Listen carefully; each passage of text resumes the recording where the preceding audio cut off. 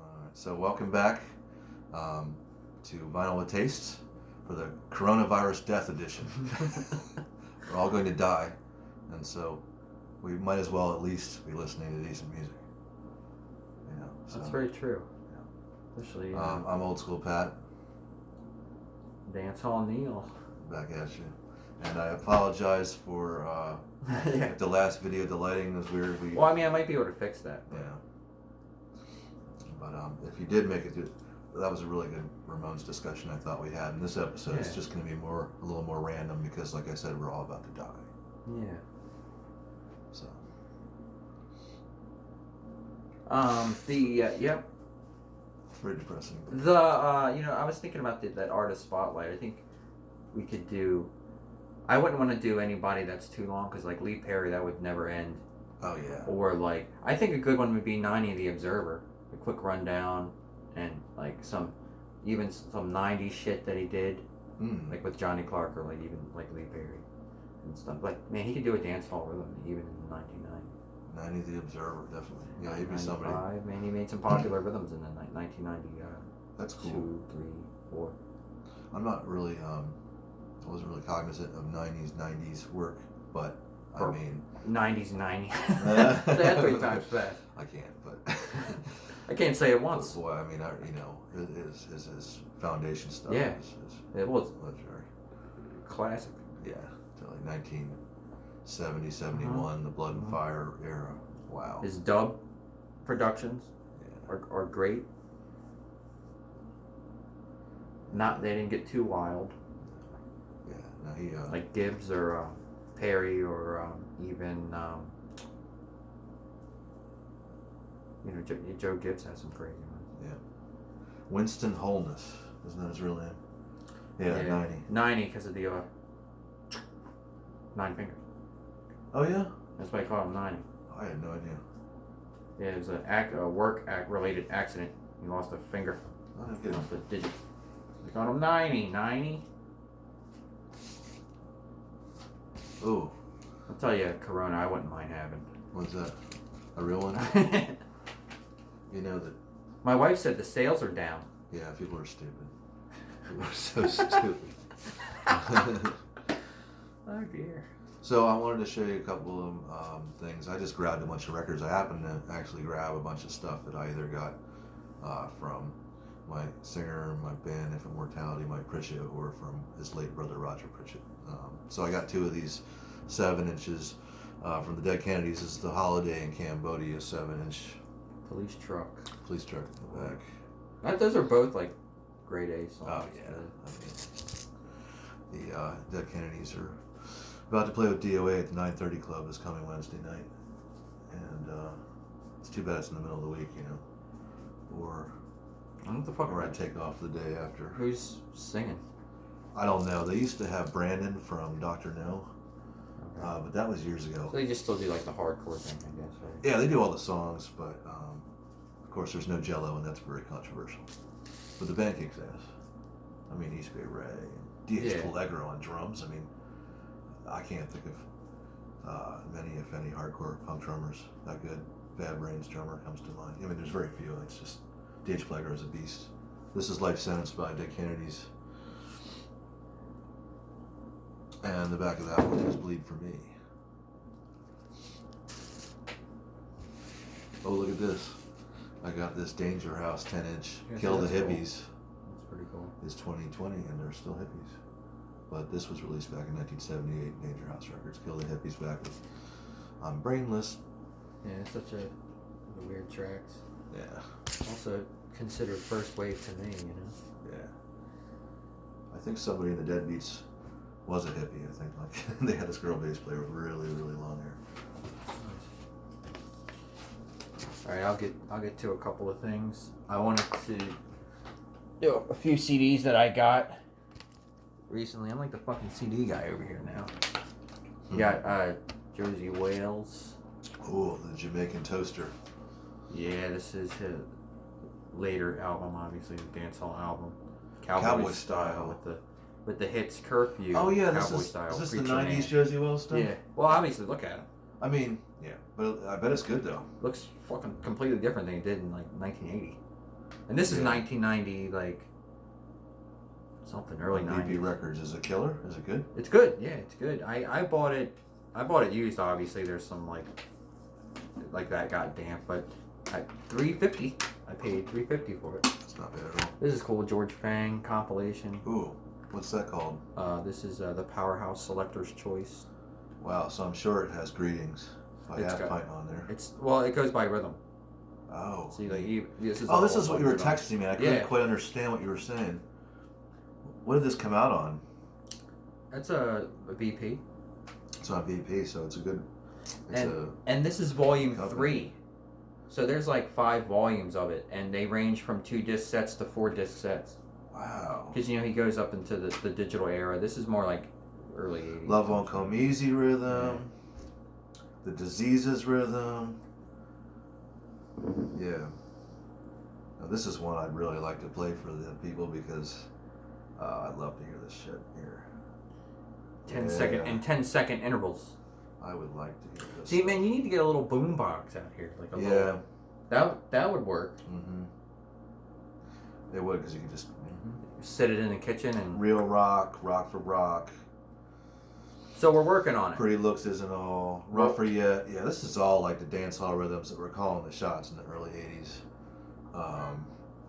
George Fang. Had to get it after that live in Skateland. Yeah, I want to hear that. I really want to hear that. We need to get a boom box in here. So we're working on getting playing music. You know, I've been researching it to see how, like, if they would delete our videos. Right. Come after us for fucking breaking the copyrights. Don't play any Sean Paul. I think we'll be alright. Because there's those 3 publishing companies, CSAC and BMI and the other one, and they're always trying to extort money from people. It's like Watch What You Play. We're not playing Michael Jackson here, you know. No offense. I wanted to show you my favorite Slim Smith album. It's a compilation called Early Days.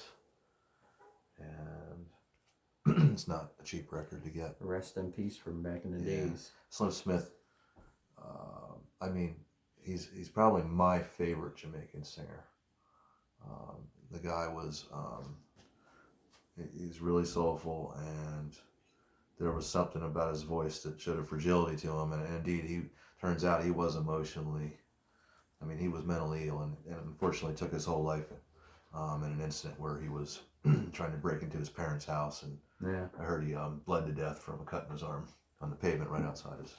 I thought somebody killed him seeing that he was breaking into somebody's house. I think it went down where he bled to death out his arm. No shit. Yep. Wow. But the songs on this Early Days compilation, like Give Me Some More. Were you locked out or something? I wonder. That's all. I don't know anything other than what I said, but it's just tragic because he's such a talent, and if you like, I guess who would be the American to compare it to? Would be Curtis Mayfield. Imagine like Curtis Mayfield, but like even sadder. You know what I mean? Like Al Green or something. Keep That Light. If It Don't Work Out. Girl of My Dreams. I'm Lost. Oh yeah, I'm Lost. That is. You listen to him sing, he sounds like he was just hitting the cut really hard. And he wrote a lot of his own songs too, didn't he? Yeah. Or was he a? He was a stylist, so. I know that they would do covers like they did that song. A lot of covers. Stop! What's that sound? Everybody look what's going down. He'd totally put his spin on things. Yeah, like Ken Booth would do. Yeah. That's my favorite. Well, this is a good one. Here's some underground shit. What is the fucking record company? Bama Spring. Okay, so this is The Fiends. The Fiends, we've come for your beer. Not to be confused with the other Fiends. Never heard of that before. Oh, yeah. Riot in the Men's Room. Cover of the MC5 Ramblin' Rose. That's a new one to me. Die Bob Die, which is about Battle Act. Bob Hope. John Belushi. There's a ballad called No More Drugs. It's very sad. When did that come out? This was 84. And it's just a good underground. Did they ever have selections from them on on Killed by Death or not? I don't know. You think that was too late? Because what Killed by Death go about to like 76 to like 82? Yeah. I think But they could have got the early stuff. I think that, yeah, true. I think they were real specific on the years they wanted to do. Yeah. I'm going to share this one right. Sure. Pioneers. Long Shot. This is in the guide. It's not starred or anything. But I got this, haven't even opened it yet, from a friend in Australia that had 2 copies of this. And I guess he gave me like the sealed one. So that's cool. What was it? Pioneers. Oh, yeah, okay. So that's cool. I can't wait to open that. Trojan Records. That's the late 60s. Yeah, it looks like a fucking this is early shit. So, you know, early, what would you say? Early reggae material. Yeah. Yep, it was 1968, 69, 70. That era. Like you think the Trojan, the Bob Andy Pied Piper era, you know? Yeah, the pre-Rasta era. I like Bob Andy, but I don't have any full lengths, just on compilations. Oh, you should totally get. He's on compilations. The one, like song. Young Black and Gifted. He's Songbook. on that compilation. Bob Andy Songbook. That's the one. It's just pretty ripping. Yeah, I mean, it's got so many songs in there that became the bedrock of, you know, Jamaican music that were covered over and over and over again, like Too Experienced or I Need Nothing to Be a Man Because I Was Born a Man and I Have the Right to Live Like Any I like Other him. Man. I can't even tell you the name of the song. You see how much Jamaican music I have. You just keep going to the rest of your life. What are these? That is Mr. Vegas and Alizade. Oh, cool. But I had doubles of these, so I gave him the pat. Thank you. On the In the Streets label. I have a lot for 45s on that label. They did a lot of great early 2000s artists. You know, Bounty Killer, Earthworm, Lady Saul, Buju Banton, name an artist, they were on In the Streets. Name anybody, you know, from that era, from the late 90s. Harry Toddler, Scared Him Crew. Elephant Man. Red Rat. You know, it's funny. Yeah. You know, it's funny. From Scared Him Crew, I always thought that Harry Toddler was really the leader of that group. Didn't you think so? That, Vocally, he would be Dynamite. He would come out first and sing a lot of the time. Harry Toddler. Right. That's how I always felt like he was like the lead. But then, obviously, most popular would be Elephant Man. Obviously, he freaking continues to be huge. Yeah. I follow Elephant Man on Instagram. He doesn't. It's not Elephant Man official. He has like a weird alias, and his picture is some Indian dude. I don't know why he did that, but I don't know why you would want to be incognitus on Instagram. You know, you want people to follow you. Right. I mean, that's the whole point, right? Yeah. To become an influencer. But he changed his name and put a fake picture up for something, and it's him because, you know, he like posted on Bobby Conder's page in Java and shit. Oh, nice. So he's talking to people. It's just it's weird. I'm gonna do one, and then I'm gonna let you do a few. Okay. I'm not gonna show this. Ooh, look at that. Yeah, I'm not gonna show it. This Robin Gristle. This is my 4th or 5th album I have with no artwork. Look at that. It's Robin Gristle on LP. Yeah, I only have 2 Robin Gristle records. I can't. It's probably hard to see. The other one's real nice. Of course, it's all fucking live, you know. But like 90% of their catalog's live. Yeah. Like Nothing Short of a Total War. Have you heard that one? Oh yeah. That's a good one. Yeah, it was a cassette originally. I'm selling this one now. Oh, really? Yep, I only bought it for 10, so I'm gonna sell it for 10 and just. I'm Hear gonna that? Neil's selling that Robin Gristle LP for $10. If you're interested. Post me a what do you call it? Comment, because I'm gonna get one with a artwork. Found one for 30. You can do that. Yeah. And it's good. It's one of the last ones. You know, it's like came out in like 80 or 81. And they were finishing up, and they all immediately started like recording on their own. Well, I mean, I say on their own. Sleazy went with Jen, and then the other two went together. So they just, when they parted, they just immediately recorded. You know, it's like there was no break. You know how like there was a break from the Pistols like before they started like their projects, Pill and Steve Jones and Paul Cook did their shit. The Professionals. They seem to really get along. You know, they were two buddies. You know, they were there first, and then so that's why Johnny Rotten fought so hard to get Sid in the band because that was his buddy. Yeah. And Glenn was just he didn't have any allies in that band. That's why he was so easily sacked because whereas Steve and Paul were friends, Glenn was a loner, and so was Johnny Rotten. Well, Johnny Rotten had his own contingent, but they weren't in the band. So to get one of them in, but yeah, anyway. I brought out my, me and Neil were talking about this one. This is the Meat Men compilation called Stud Power Censored. The Touch and Go years, 1981 to 1984. Yeah, I was thinking about getting that. And it's got everything you need from the Meat Men, if you're into the Meat Men. If you're into that sort of thing. Not that there's anything wrong with that. Yeah. We're the Meat Men and You Suck.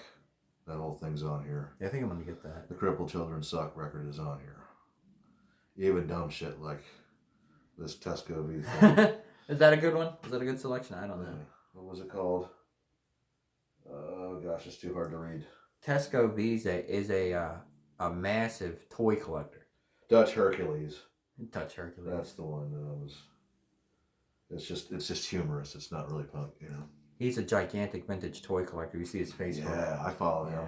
He gets some really cool stuff, like the old Hammer horror stuff that he collects. Yeah, basement full of it. Mm-hmm.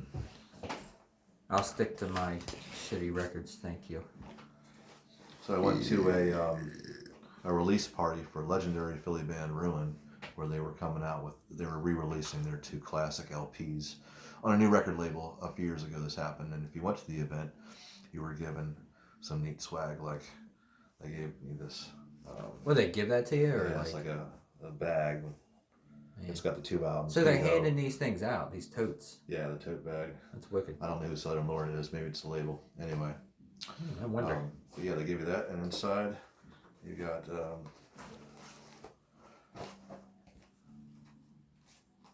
both their albums on here. Or it was like when you bought the record at the show, you got the tote. I think that I can't remember if you had to buy this all separately, if it was in the price of admission, but either way, it was very neat. Oh, you kept it sealed, huh? Yeah. I mean, you can stream this stuff, so, but I kept everything sealed. That's just probably worth some loot. They also gave you it came with a also sealed DVD. Also sealed, yeah. Huh? But it's Ruin. When they reconstituted and played live at Union Transfer in Philadelphia on August 31st, 2013. Prominently featured in this video is the Drugettes bass player, Rachel. Huh. So, very cool stuff. Yeah. I think she did songs with them. Oh, there's something else in here. What is that? A dildo? Come on, man. My ticket stub. It just shows when it was. It was 2016. Oh, really? That's it, huh? December of 2016. No shit. At the Barbary. Yeah. So, oh yeah, I really like Ruin a lot, and they're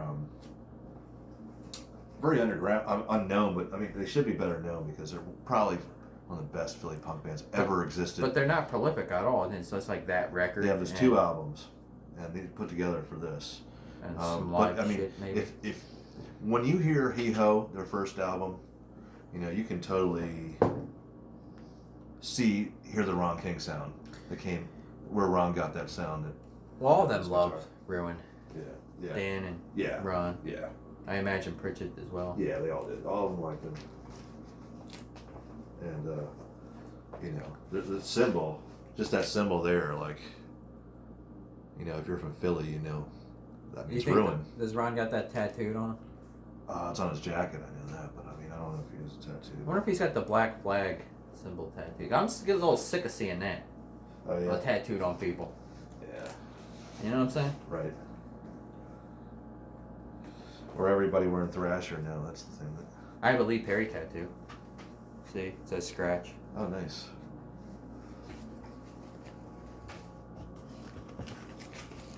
Look at this.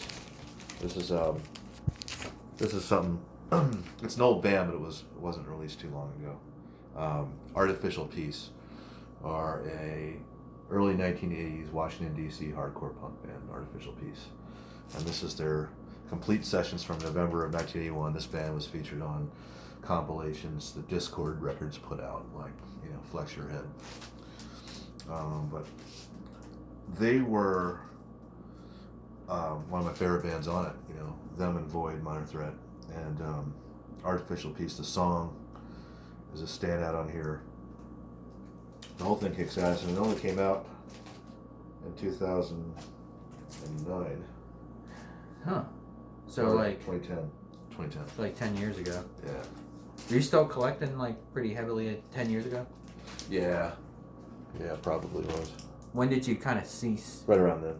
About 10 years ago, Mm-hmm. roundabouts, give or take a year. For example, I used to get all the the reggae compilations, all the good series like Raga Raga Raga, and biggest dancehall anthems, and Reggae Gold, whatever particular year, whatever. But 2010 or 2011, 2010 really, that's about when I stopped. Yeah, I feel like spending so much on it, I feel like these days it's like those Jamaican music compilations aren't really representative of like what's really going on in Jamaican. I feel like they used to be. Yeah.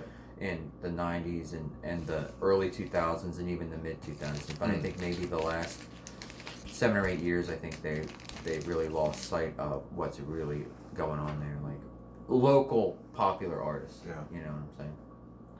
Unfortunately. So you don't even need them anymore to be current. Wow. Yeah. It's just, and I think maybe part of that is how technology has changed too. I'm going to show my last couple records. I wanted to show this one. And I feel like it's crazy because we like made the mistake of talking about it before like we went on. Now I feel like I'm talking about it again. Like glare on there. Nope, I can see it just fine. This is Richard and Willie. Is it Red, white, and blue from a black point of view. So I guess it's a ventriloquist. Yeah. His dummy. Yeah. There's the dummy. You say there's the dummy. There's the dummy. And there's the,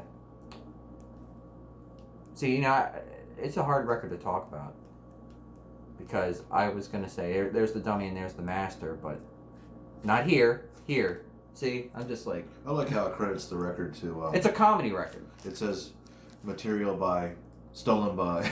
Yeah. It says it right there, we stole some of this material, but, It's amazing. It's super political. I got this at the Goodwill. Just a couple of dollars. $2.99. I thought it's funny and shit. It's like, and it's shit that makes you think. Not, it came out in 76, but, it makes you kind of, it's one of those, it's topics that really never really went away, unfortunately, because, if you're racist, you're just dumb. Agreed. Or sexist or any of that, homophobic, it's all, like, what's the point? Of being that way, Waste of time. It is a complete waste of time. This is Yabby You. Ooh, I like Yabby You. I just got this like a week or two ago. I only got to listen to the first record. I didn't even get. What is this? The whole thing. This is Deeper Roots 2. I got number 1 on CD, also from Pressure Sounds. But I got this. Oh, it's Pressure Sounds? Yeah. That's a good label. And I got I got it for I think 15 or 16 bucks. And this is like a $30 record, but I got a deal because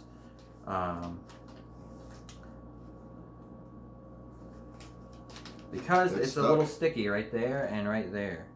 It'll come out, but But I'm like, hey man, it's like 15 bucks off. That's nice. Yeah, I have several of the Yabby releases. Not out here to show you, but Jesus Dread. The anthology on Blood and Fire Records is great. It's got all the Conquering Lion songs. It's got a number of his productions on it as well. Oh yeah.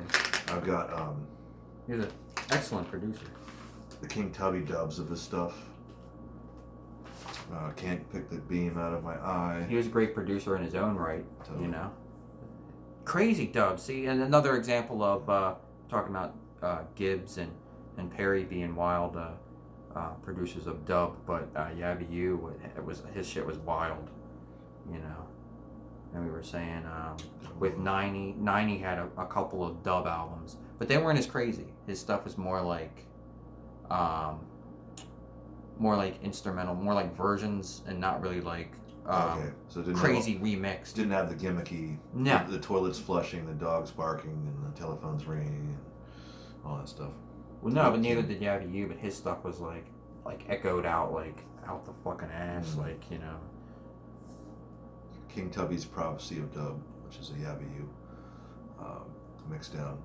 That's some of the best King Tubby there is. $15 off because it's a little sticky. There, obviously, that is from a probably a price tag or something there. I don't know what that is. It's a little sticky too, but I said I'll take it. I got it on Discogs, and the guy's like, read the description.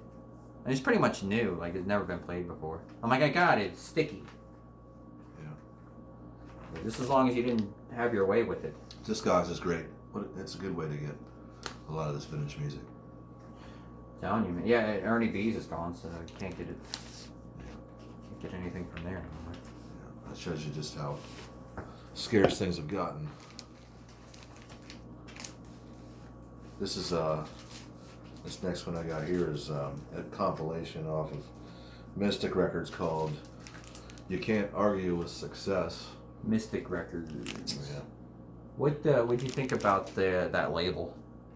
You really into them? Yeah, like really into their the label. I know they did like a lot of like hardcore. They did. I like a lot of the music that's on it. Can you think of like a Mystic compilation that's just bad?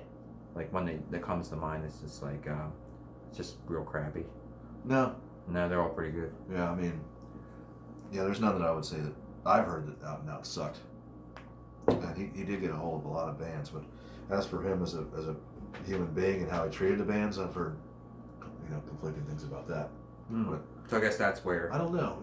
Didn't No Effects say something about fucking Mystic, or we were on Mystic, or I know they recorded on Mystic at one point. they were on Mystic. That's right. I think their first album is on Mystic Records. This is an old comp, though. This is like early '80s, and it's it's pretty underground. Well, No Effects came out in the early '80s. That's right, they did. So I mean, that's that. This one has. Of course, they became unlistenable, whiny. Yeah. I don't like the whiny stuff. I mean, I had a few of their albums, like early albums, and they didn't get real whiny till like the late '80s, really early 1990s. Yeah. And then they got whinier and whinier, and then it's like. Something's taking it, I don't really. Don't call me white. Like. Yeah. What's up with that whiny? Like I don't like that. I just don't. I don't like it. As opposed to that, the bands in this LP are comprised of Even Worse, Yeah. The Conservatives, No Crisis, Secret Hate. What a great band. Mad Society. Mad Society with their little kid singer. Yeah, I remember that was righteous, man. Yeah, those songs are great. Nuclear Baby Food, Red Beret, The Crude, and F Troop. I mean, all these bands and all these songs are classic, and not a lot of people have heard it. But we're not a lot of people. We're actually, most people don't know this, but we're two people. That's right. Two people about to die of the coronavirus. So what do you think of Youth Gone Mad? Youth Gone Mad, or it's didn't they do an album with Dee Dee? Oh yeah, we talked about that, but that was 2002.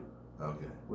What was the old stuff that I've been exposed to? It was like a 7-inch, I think, right? And then it wasn't nothing until like 1990 or something. Yeah, sounds about right. You got that old shit, that 80s shit. You should have pulled that. Yeah, I should have. Well, you live, you learn, I guess. Yeah. Man, that's gotta be weird to have a band in like 1980 and still try to put stuff out like to current.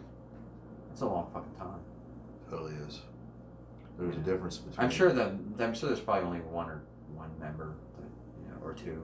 Oh yeah, you got these bands like Like the people that have been calling themselves the Vandals, have, for years. It's a different band now. They only have one original member, but he doesn't play the same instrument that he played before. So No, the Vandals have no now they're down to zero. Huh? zero. It's a different. They're like literally. It's just a whole different band. It's a whole different band now. Yeah. Still using the same name. That's crazy. And it's been that way for years though. Yeah. That there's been no original members. That's crazy. It's different. I can't wrap my head around that. It's different from Lee Ving going around and playing as Fear. I mean, because he can do that. What's him? Yeah. You got an original member. Yeah. You don't have zero original members. Yeah. That's ridiculous. It's ridiculously ridiculous. Circle Jerks are touring this summer. Be nice to see how many, they got originals. Yeah. They put out some pretty crappy albums though. Really? I like this one. You like all of them? Yeah. Even like the later ones, like Wonderful and stuff, had their moments. Yeah. Maybe it's just like I'm not. Like, I'd rather hear bad Circle Jerks than like new pop. Well, yeah, duh. You know? Off was great. Yeah. Off. They got a. Yeah. How many Off albums was they good. got? Like 3 albums. Yeah. They're heavy, man. That was good. They really have. I'm actually an Off fan. I have like Group Sex from Circle Jerks and Golden Shower Pits, and that's it. Just I wouldn't say I'm a big hardcore collector, but I have some. Just Group Sex and Golden Shower. Yeah. You said? So you don't have All in the Streets? No. I wouldn't say I'm a gigantic hardcore collector, but I got some. My favorite's Crucifix, but I have like Toxic Reasons and. Oh, I like Toxic Reasons too. I got enough. I try to focus more on like the 1970s, just for personal taste. But I mean, you can't. I think it's definitely it's worth mentioning with the hardcore stuff. I agree. And we are gonna be wrapping it up. Yeah. Anything you want to conclude? I just want to thank you guys for tuning in once again, and we welcome your comments and your you guys coming back and watch us again. So until next time, zip zam bow swoosh.